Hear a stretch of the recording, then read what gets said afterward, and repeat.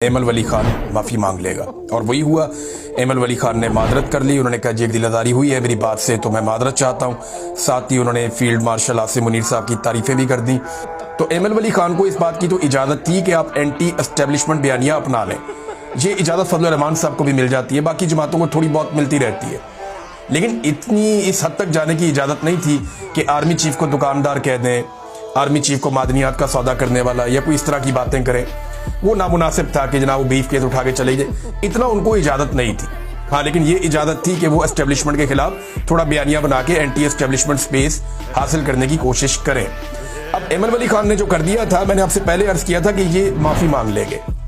कुछ लोगों ने खबर चलाई कि एमल वली खान को गिरफ्तार कर लिया गया, लेकिन बाद में पुलिस ने और बाकी सब ने खबर दी कि नहीं, गिरफ्तार नहीं किया गया। अब कुछ लोग ये दावा कर रहे हैं कि एमल वली खान को एक्चुअली 1 घंटे के लिए सिर्फ बिठाया गया था और समझाया गया था, तो इन्हें 1 घंटे में वो सारी बात समझ आ गई।